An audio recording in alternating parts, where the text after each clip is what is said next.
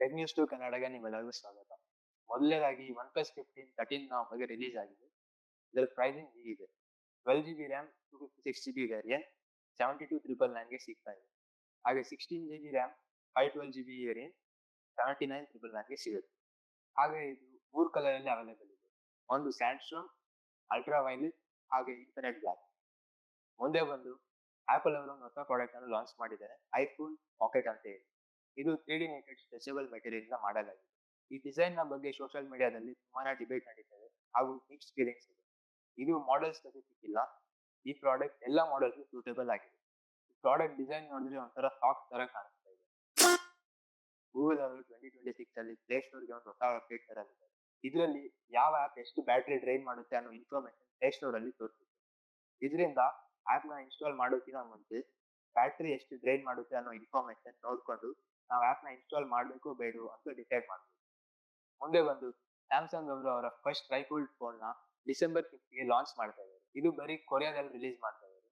ಇದರ ಪ್ರೈಸಿಂಗ್ ಬಂದು $3,000 ಇದೆ. ಇಂಡಿಯನ್ ರುಪೀಸ್ಗೆ ಕನ್ವರ್ಟ್ ಮಾಡಿದ್ರೆ ಅರೌಂಡ್ 2,60,000 ರೇಂಜ್ ಅಲ್ಲಿ ಬರುತ್ತೆ. ಮುಂದೆ ಬಂದು ಆಪಲ್ ಅವರು ಡಿಜಿಟಲ್ ಐಡಿ ಅಂತ ಒಂದು ಹೊಸ ಫೀಚರ್ ನ ಇಂಟ್ರೊಡ್ಯೂಸ್ ಮಾಡಿದ್ದಾರೆ. ಇದರಲ್ಲಿ ನಾವು ನಮ್ಮ ಪಾಸ್ಪೋರ್ಟ್ ಅನ್ನ ಡಿಜಿಟಲ್ ಆಗಿ ಆಪಲ್ ವ್ಯಾಲೆಟ್ ಅಲ್ಲಿ ಆಡ್ ಮಾಡ್ತೀವಿ. ಇದು ಬರೀ ಡೊಮೆಸ್ಟಿಕ್ ಟ್ರಾವೆಲ್ಗೆ ಮಾತ್ರ ಯೂಸ್ ಆಗುತ್ತೆ.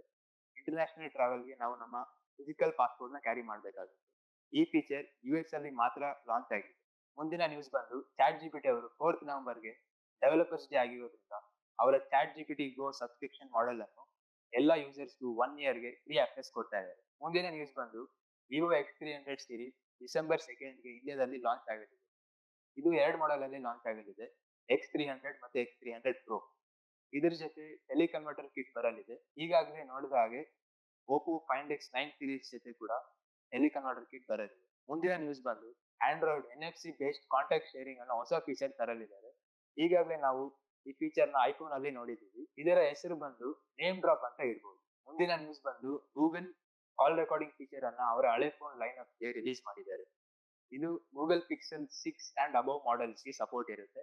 ಆದ್ರೆ ಕಾಲ್ ರೆಕಾರ್ಡಿಂಗ್ ಸ್ಟಾರ್ಟ್ ಮಾಡಿದಾಗ ಒಂದು ಡೀಪ್ ಸೌಂಡ್ ಬರುತ್ತೆ. ಮುಂದಿನ ನ್ಯೂಸ್ ಬಂದು ಸ್ಪಾಟಿಫೈ ಅವರು ಅವರ ಆಡಿಯೋ ಬುಕ್ ಅಲ್ಲಿ ರೀಕ್ಯಾಪ್ ಅನ್ನುವ ಹೊಸ ಫೀಚರ್ ತಂದಿದ್ದಾರೆ. ಇದರಲ್ಲಿ ನಾವು ಸ್ಟೋರಿ ಎಲ್ಲಿವರೆಗೂ ಕೇಳಿಸ್ಕೊಂಡಿರ್ತೀವೋ ಅಲ್ಲಿವರೆಗೂ ಶಾರ್ಟ್ ಸಮರಿ ಆಗಿ ರೀಕ್ಯಾಪ್ ಕೇಳಿಸುತ್ತೆ. ಈ ಫೀಚರ್ iOS ಅಲ್ಲಿ ಬೆಟಾ ಟೆಸ್ಟಿಂಗ್ ಅಲ್ಲಿ ಇದೆ. ಇವತ್ತಿನ ಟೆಕ್ ನ್ಯೂಸ್ಗೆ ಇಷ್ಟೇ ಅಪ್ಡೇಟ್ಸ್. ಇಲ್ಲಿವರೆಗೂ ವಿಡಿಯೋ ಪೂರ್ತಿ ನೋಡಿದಕ್ಕೆ ಥ್ಯಾಂಕ್ ಯು. ಮುಂದಿನ ಟೆಕ್ ನ್ಯೂಸ್ ಅಪ್ಡೇಟ್ಗೋಸ್ಕರ ನಮ್ಮ ಚಾನಲ್ ಸಬ್ಸ್ಕ್ರೈಬ್ ಮಾಡ್ಕೊಳ್ಳಿ. ಈ ವಿಡಿಯೋ ಇಷ್ಟ ಆದ್ರೆ ಲೈಕ್ ಮಾಡಿ ಹಾಗೂ ಏನಾದರೂ ಡೌಟ್ಸ್ ಇದೆಯಾ ಕಮೆಂಟ್ ಮಾಡಿ. ಮುಂದಿನ ವಿಡಿಯೋದಲ್ಲಿ ಸಿಗೋಣ. Thank you.